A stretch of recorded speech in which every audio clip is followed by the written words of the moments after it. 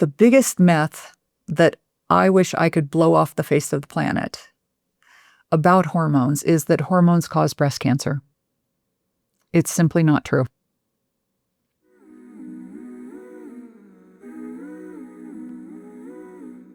Hormones are the language that our body speaks. By definition, hormones are made in one part of the body, they circulate, and they transmit their signal elsewhere in the body. So by that definition, vitamin D is actually even a hormone. Most people don't think of that. Hormones are just vital to women. We go through different hormone stages in our life, starting at menarche when women become women. Their estrogen levels go up.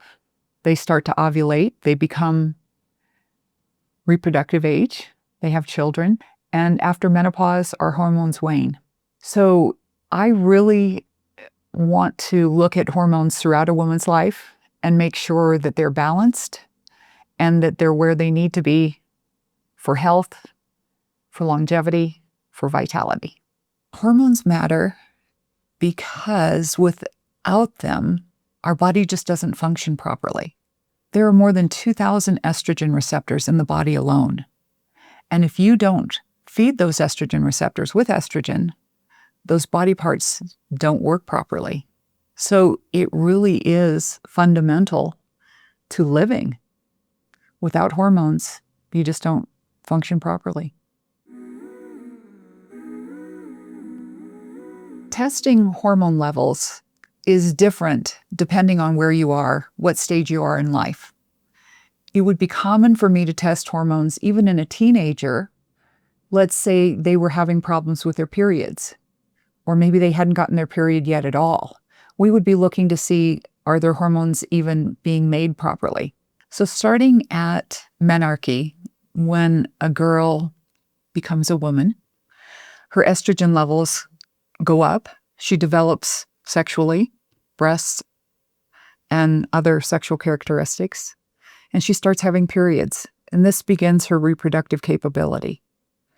So teenagers who come to me, oftentimes I'm looking at their hormone levels because they're having problems, not just because we're curious where are your levels.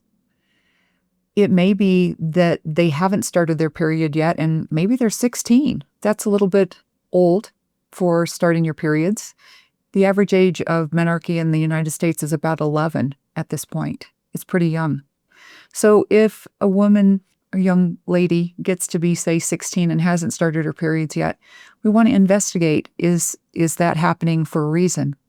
A common reason might be that they're an over-exerciser or a dancer, or maybe they have an eating disorder. If they do not have enough body fat, they will not make estrogen and they will not menstruate.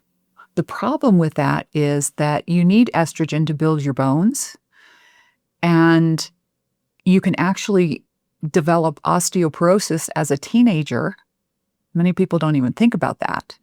So it's really important to look at hormones if you are having issues with your periods, even as young as a teenager.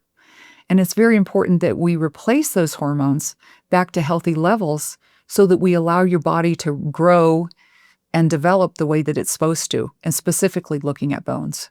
Once we get into the more common reproductive years, the 20s and 30s, hormones are going to be pretty even keel for most women. If you're having a period once a month on your own, then more than likely you're ovulating and your hormones are pretty much humming along. There can be issues during this time period, and that would be when I would check hormone levels in this age group. Again, it would be not just out of curiosity, where are you, but you're having problems and we need to figure out what's going on, what needs to change so that we can correct it. Maybe you aren't having regular periods, or maybe you're trying to have a baby and you've been unsuccessful for a year. So we're going to look very closely at your hormones, other things as well.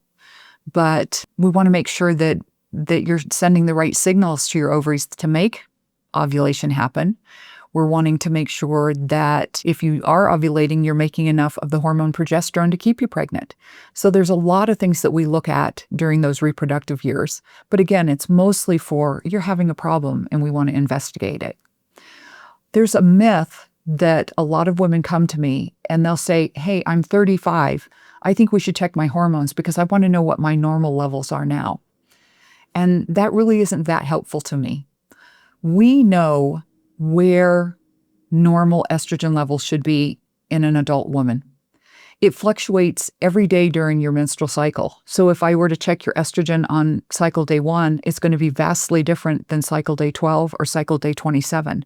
So it doesn't really do me that much good to check your level just because you're 35 and I want to see where you're at. Like I said, I know what an average level is. And once we reach the age where we're going to be replacing hormones for you after menopause, knowing what you were at 35, unfortunately, just isn't that helpful. When you get to be perimenopausal, this is going to be the time period leading up to your menopause when your hormones are fluctuating. It's very common that you start to get heavier periods. You may have more PMS.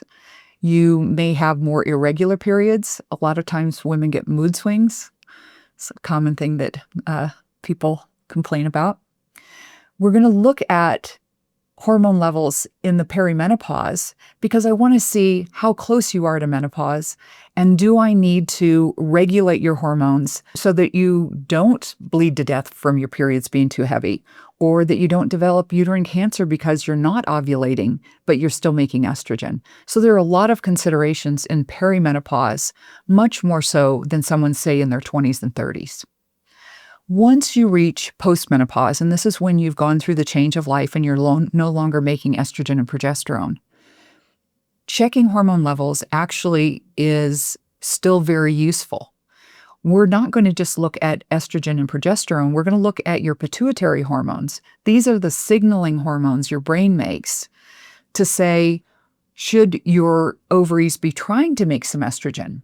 So one of the tests that I'm going to run on someone, let's say you're missing your period, it's been 3 months, and you're kind of like, am I close to being menopausal? I'm going to check several hormone levels. I'm going to check an FSH, that's follicle stimulating hormone. That's the signal the brain sends to your ovaries to say, make some estrogen. If the ovaries make estrogen easily enough, the brain doesn't have to send a very strong signal.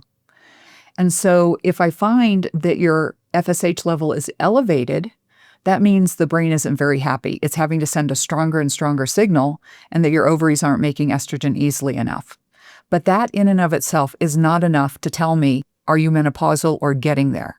I also want to look to see what your actual estrogen level is. Because if the brain is screaming at the ovaries, but the ovaries then make some estrogen, then you're still perimenopausal. It's when the brain is screaming, make estrogen, and the ovaries can't make any estrogen, and your estrogen levels are very, very low, that's going to indicate that you're very, very close to menopause, or maybe already there. So hormone level testing throughout your life is very different. It's dependent upon what the situation is. It becomes very useful to me in perimenopause, and after menopause, I also use it when I am replacing hormones because I want to see what your levels are. I want to make sure that we're giving you enough, but not too much. So those are the common scenarios of testing hormones throughout your life. Most people don't actually understand what the difference between perimenopause, menopause, and postmenopause is. The most misunderstood is menopause. Your menopause is actually a moment in time. It's defined as your last menstrual period. But we can't say that it's your last menstrual period until you've gone for an entire year without a period. And just anecdotally, I don't think women should have to suffer and not have hormones for an entire year just so that we can prove that you're menopausal. What physiologically happens at menopause, it's when the ovaries are no longer capable of making estrogen and progesterone. And this signals the end of your reproductive capabilities. The years leading up to menopause, when your hormones start to fluctuate, that's perimenopause. Then you get your menopause, your last menstrual period. And then for the rest of your life, you're postmenopausal. So many people ask me, well, when am I going to get through that? And the answer is you don't. Postmenopause is actually a destination. You're there for the rest of your life.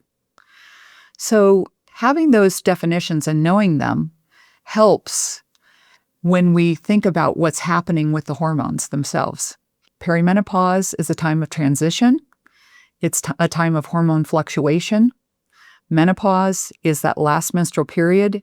It's when your ovaries are stopping functioning. And then after menopause, like I said, it's a destination. You're there, baby.